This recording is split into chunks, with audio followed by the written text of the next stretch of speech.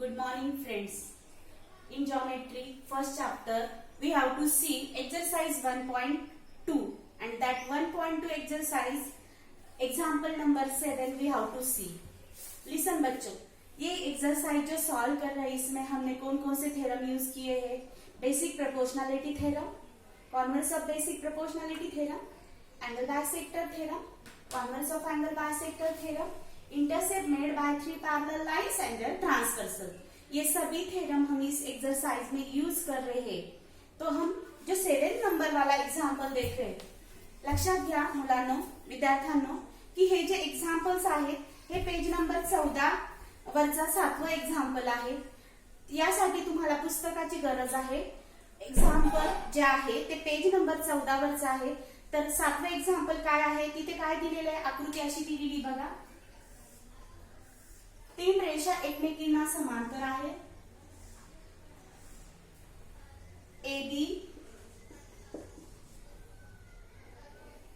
CD आणि EF या 3 रेषा आपल्याला समांतर दिलेल्या याच्यामध्ये एक्झाम्पल नंबर 7. याच्या आधीचे जे एक्झाम्पल्स आहेत ते video number 5, video number 6, video number 7 मध्ये आहे आणि व्हिडिओ नंबर 8 मध्ये आपण 7वं 8वं एक्झाम्पल बघणार आहे. 7वं 8वं आणि 9वं.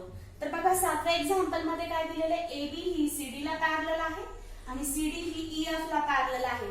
त्यांना दोन ट्रान्सव्हर्सल इंटरसेक्ट करताय, समजा त्यांना म्हणू आपण L आणि M. ओके, काय दिलेलं आहे सर्वात महत्वाचं सोल्युशन बघा, नीट लक्ष द्या मित्रांनो. AB is parallel to CD, CD is parallel to EF. Okay, काय आहे हे गिवन. ओके, गिवन म्हणजेच इथे 3 रेषा जेव्हा एकमेकींना समांतर असतात तेव्हा आपण कोणता थेरम वापरतो किंवा कोणती प्रॉपर्टी वापरतो? By property of intercept made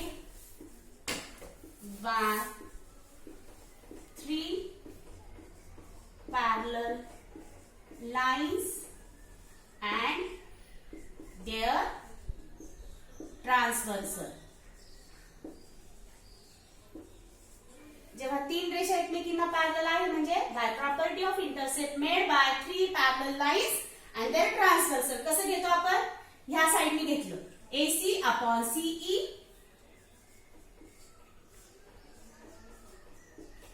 is equal to BD upon DF. बघितलं कसं घेतलं? AC upon CE is equal to BD upon EF. आता याची किमती दिलेल्या आहेत बघा आपल्याला. AB किती दिलेलं आहे? AC दिलेलं आहे 12. AC किती दिलेलं आहे?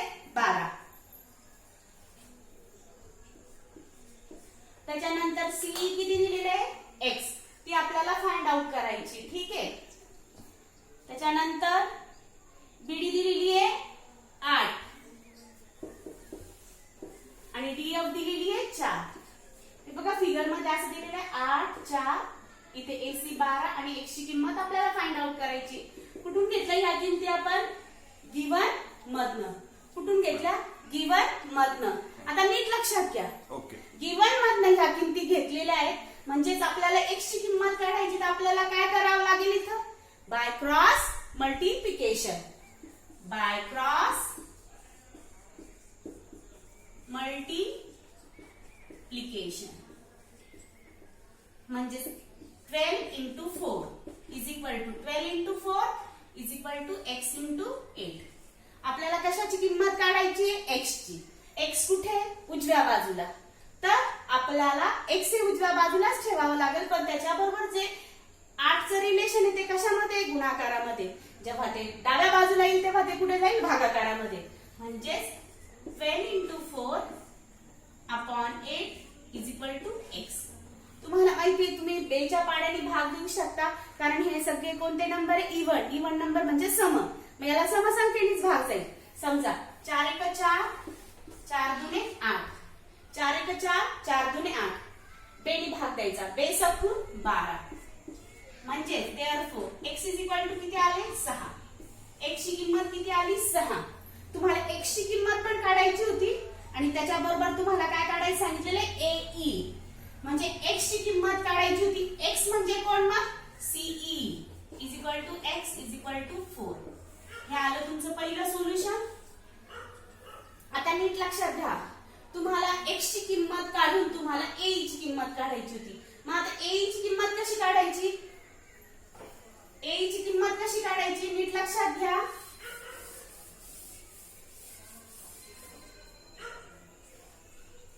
तर AE is equal to AC plus CE. Relation काय? कारण C ही A आणि E च्या दरम्यान आहे म्हणून आपण काय लिहायचं गिवन मध्ये? C lies between A and E. C lies between A and E. आता AE ची किंमत काढायची म्हणून AC किती दिलेलं आहे 12 आणि CE किती दिलेलं आहे x म्हणजेच काय आलं 4. कुठून घेतल्या ह्या किमती? Given and number 1. आता 12 अधिक 4 किती होतात?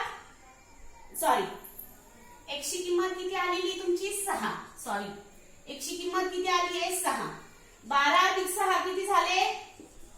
AE बरोबर 12 अधिक 6 म्हणजेच 18. तुम्हाला दोन्ही पण किमती मिळाल्या. इथे तुम्हाला प्रश्नात विचारलं होतं की AE ची किंमत किती आणि x ची किंमत किती. तर पुन्हा तुम्ही आन्सर लिहून first x is equal to 6 unit, कारण इथं सेंटीमीटर वगैरे काही दिलं नाही म्हणून आपण युनिट लिहिणार आणि AE is equal to 18 unit. लक्षात आलं? इथं कोणती प्रॉपर्टी यूज केली आपण? Intercept made by 3 parallel lines and transversal. या प्रकारचे गणित परीक्षेमध्ये 2 मार्कासाठी येतात. क्वेश्चन नंबर 2, क्वेश्चन नंबर 3 मध्ये. ठीक आहे, समजलं व्यवस्थित? पुढचं बघूया.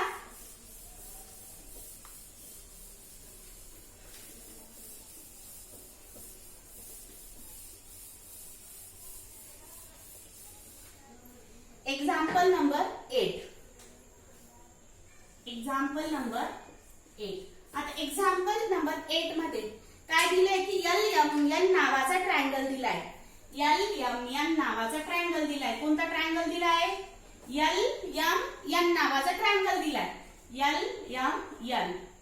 त्या LMN ट्रायंगलचा M नावाचा जो अँगल आहे तो MT नावाच्या रेनी काय केलाय? बायसेक्ट केलाय. MT नावाच्या रेनी बायसेक्ट केलाय. बायसेक्ट केला म्हणजे समान याच्यामध्ये 2 अँगल तयार झाले होते. म्हणजेच M हा अँगल 2 अँगल मध्ये डिवाइड झाला. ते दोन्ही अँगल कॉन्ग्रुएंट आहे LMT आणि NMT. ओके, म्हणजे इथे जर त्रिकोणाचा कुठलाही एक अँगल जर बायसेक्ट केलेला असेल तर तिथं कोणती प्रॉपर्टी वापरतो आपण? Property of angle bisector. ठीक आहे, याच्यामध्ये काय काय दिलंय? LM 6 दिलंय, त्याच्यानंतर MN 10 दिलंय, त्याच्यानंतर TN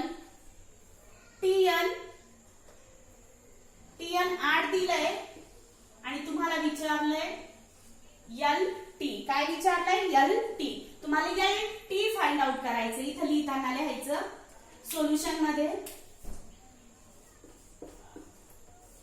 in triangle LMN ray MT bisect angle LMN. कुठून घेतलंय? हे आपल्याला गिवन मध्ये दिलंय. काय दिलंय? गिवन मध्ये. हे बघा, शब्दाच्या रूपात देऊ या अक्षरात लिहू. इथं आकृतीमध्ये दाखवलंय म्हणजे हा MT रेने LM नावाचा अँगल बायसेक्ट केलाय. आकृतीनुसार पण लक्षात येतं आणि शब्दात पण दिलंय. ओके, इकडे लक्ष द्या. तर आपण इथे कोणती प्रॉपर्टी वापरणार? रेड वापरू नका. By property of angle bisector. Okay, इकडे लक्ष द्या. हा जो अँगल आहे कशावरून आपण वापरली? By property of angle bisector. इकडे लक्ष द्या.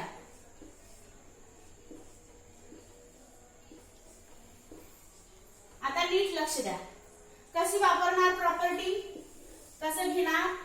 LM upon MN, LM upon MN is equal to LT upon TN, LT upon TN. Okay, काय म्हणतो की जो अँगल बायसेक्ट केलेला आहे त्याचे अपोजिटचे साइडचे जे इंटरसेप्ट आहे त्याचा रेशो त्या त्रिकोणाच्या उरलेल्या दोन बाजूंच्या रेशोच्या इक्वल येतो. आपण तेच लिहिलंय. आता याच्यामध्ये आपल्याला काय करायचंय, किमती ठेवायच्या. काय किमती आहे, LM काय दिलेली आहे 6, त्याच्यानंतर MN किती दिलेली आहे 10, LT माहित आहे का, नाही, LT तसंच लिहिणार. त्याच्यानंतर TN किती दिलेली 8, कुठून घेतलं हे, गिवन मधनं. ठीक आहे, आता आपल्याला काय करायचंय, by cross multiplication, by cross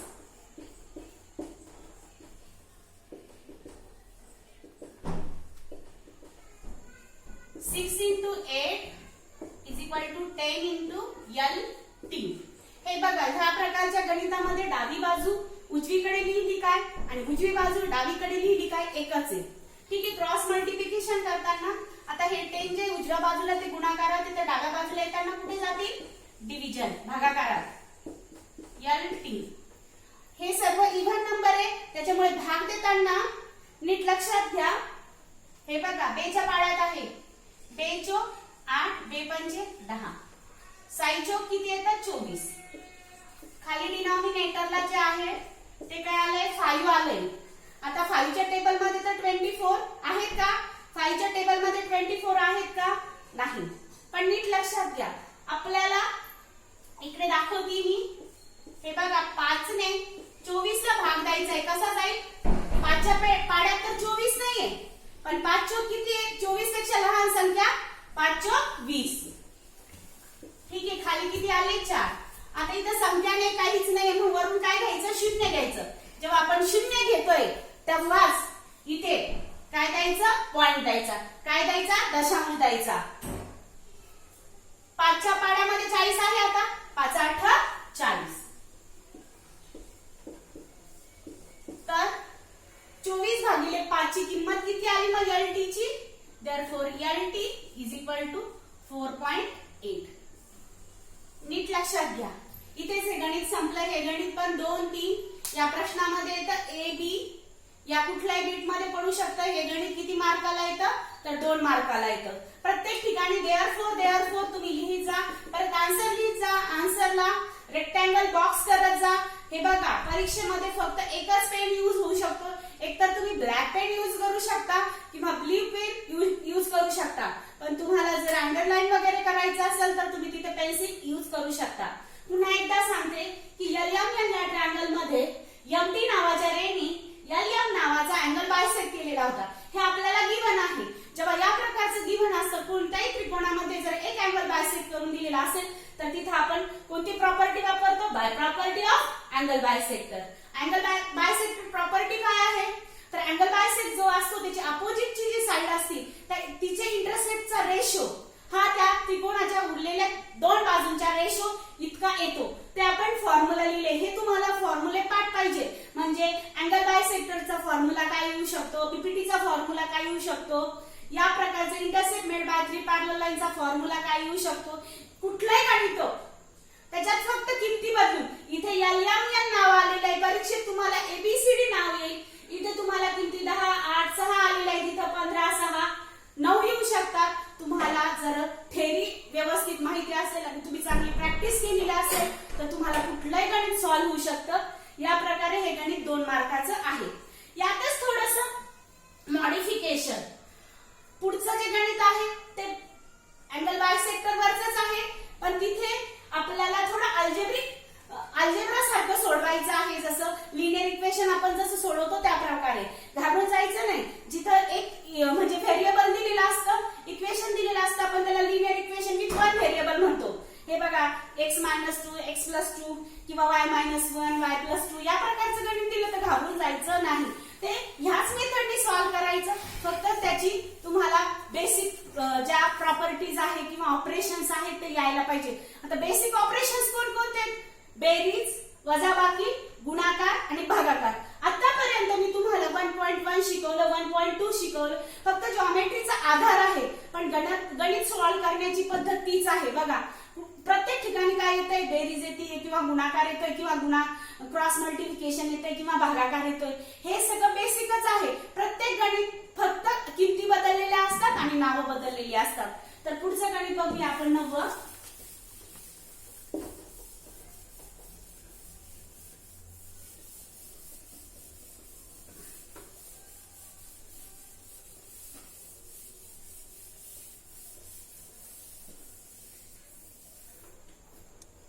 example number 9. आकृती बघा कशी आहे. एबीसीडी हा एक ट्रायंगल आहे. त्याचा बी नावाचा अँगल जो आहे तो बायसेक्ट केलेला आहे. कोणत्या रेनी? बीडी नावाच्या रेनी. म्हणजे इथं समान 2 अँगल झालेले आहेत. तर ठीक आहे, याच्यात किमती दिलेल्या आहे. तुम्हाला सांगितलेलं आहे find the value of x. Please तुम्हाला जे एक्झाम्पल्स आपण सॉल्व्ह करतोय ते पेज नंबर 15 वरचे एक्सरसाइज 1.2 मधले आहेत. प्लीज एक्झाम्पल जे आहे ते बुक मधनं, टेक्स्ट बुक मधनं, जॉमेट्रीच्या टेक्स्ट बुक मधनं घ्या, लिहा आणि मग हे सोल्युशन बघा. ठीक आहे, आणि मनाने सॉल्व्ह करण्याचा प्रयत्न करा. प्लीज एवढीच विनंती. आता बघा एबी म्हणजे एक्स, त्याच्यानंतर बीसी म्हणजे x+5. किमती दिलेल्या आहेत आपल्याला. त्याच्यानंतर सीडी म्हणजे x+2 आणि एडी म्हणजे x-2. पुन्हा एकदा किमती सांगते. आपल्याला x ची किंमत काढायची. एडी म्हणजे x, बीसी म्हणजे x+5, एडी म्हणजे x-2 आणि सीडी म्हणजे x+2. आता नीट लक्षात घ्या. तुमचा पूर्ण पिक्चर लक्षात आला असेल की हे जे एक्झाम्पल आहे ते by property of angle bisector वर आहे. कारण इथे त्रिकोणाचा ट्रायंगलचा एक अँगल बायसेक्ट केलेला आहे. त्या अँगलचं नाव आहे बी. बीडी नावाच्या रेनी हा अँगल काय केलेला आहे, बायसेक्ट केलेला आहे किंवा आपण सेगमेंट म्हणूया. इथे बाण पुढे दिलेला नाही म्हणजे ही काय झाली, segment. Solution. In a triangle ABC segment BD bisect angle ABC.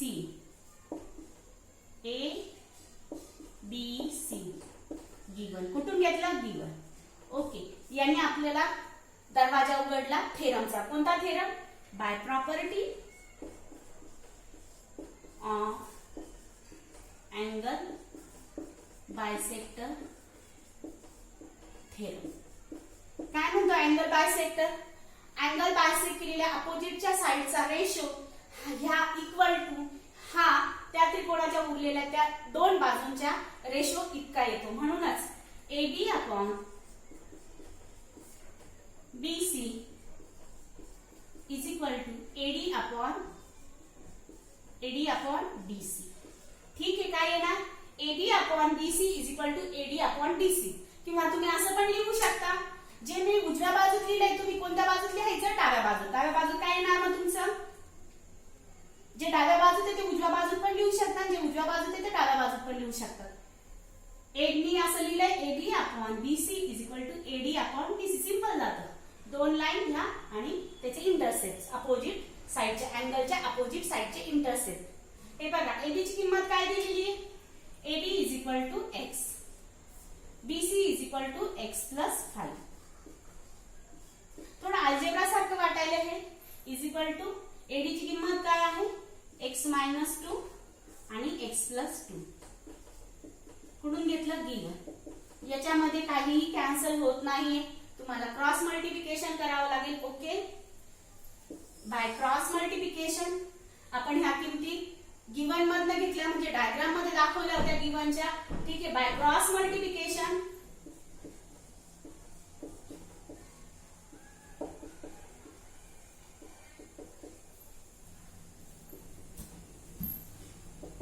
काय म्हणते cross multiplication? x into x+2. x त्या ब्रॅकेट मध्ये लिहायचं कारण आपल्याला या x नी ह्या 2 बायनॉमियल मीन्स 2 टर्म्स ज्याला प्लस नी बाउंड केलेला आहे म्हणजे x+2 याला आपल्याला कशात घ्यावं लागणार आहे, ब्रॅकेट मध्ये. ठीक आहे, इज इक्वल टू आता x+5 ने x-2 ला मल्टिप्लाय करायचं. आधी कोणताही लिहा, काही हरकत नाही. x minus 2 in another bracket x plus 5. यांच्यामधली बॉन्डिंग कशाची? गुणाकाराची. यांच्यामधली बॉन्डिंग कशाची? गुणाकाराची. या x ने पहिले x ला गुणायचं. x इंटू x काय होतं? x square. त्याच्यानंतर परत ह्या x ने कशाला गुणायचं? 2 ने. म्हणजेच प्लस चिन्ह, याचं पण प्लस आहे, याचं पण प्लस आहे, तर काय राहणार? प्लस. तुम्हाला माहितीये प्लस प्लस काय होतं? प्लसच होतं. ठीक आहे. याच्यानंतर 2x. ओके. याच्यानंतर 2x. याच्यानंतर 2x. आता बघा, ह्या x ने पहिले ह्या पूर्ण ब्रॅकेटला मल्टिप्लाय करून घ्यायचं. काय येणार? x into x, x square. परत x इंटू प्लस 5, हा पण प्लस आहे, हा पण प्लस आहे, तर काय येणार? 5 प्लस 5x. नंतर कोणाचा नंबर आहे आता? 2 चा. मग 2 ने त्या पूर्ण ब्रॅकेटला मल्टिप्लाय करायचं. 2 ने मायनस आणि प्लस काय येणार? Minus. 2 into x 2x. Minus आणि प्लस काय येणार? मायनस. 2 इंटू 5 10. 2 इंटू 5 10. आता नीट लक्षात घ्या, आपल्याला x स्क्वेअर इकडे आणूया. x square plus 2x. हा प्लस होता, इकडे आल्यावर काय झाला? मायनस. हा पण प्लस होता, काय झाला? मायनस. हा काय होता? मायनस होता, काय झाला? प्लस. इकडे काय राहिलं? मायनस 10 फक्त. आता नीट लक्षात घ्या, same figure but different sign. Same figure but different sign. आपण कसं म्हणतो? सारखी संख्या पण विरुद्ध चिन्ह किंवा भिन्न विरुद्ध चिन्ह. प्लसचं विरुद्ध काय असतं? मायनस. मायनसचं विरुद्ध काय असतं? प्लस. जेव्हा सेम संख्या असती, उदाहरणार्थ 4 वजा 4 काय येतं? उत्तर 0 येतं की नाही? मायनस 3 प्लस 3 काय येतं? उत्तर 0. तसंच प्लस x स्क्वेअर आणि मायनस x स्क्वेअर, उत्तर काय येणार? 0. आपण त्याला काय करतो? कट करतो. आता नीट लक्षात घ्या, 2x प्लस 2x काय झालं? प्लस. हे प्लस प्लस आहे म्हणून 4x minus 5x is equal to minus 10. आता नीट लक्षात घ्या, 4x मधनं 5x जातं का? नाही. ठीक आहे, मग काय येतं? वजा x is equal to minus 10. Minus minus become काय झालं? Plus. x is equal to काय आलं? 10. म्हणजे x ची किंमत काय आली तुमची? 10. समजलं? ठीक आहे. ओके. तुम्हाला हे गणित समजलं? हे गणित हे बघा ऍक्टिव्हिटी म्हणून 10 मार्कासाठी येतं. खूप महत्वाचं गणित आहे. ठीक आहे. ओके.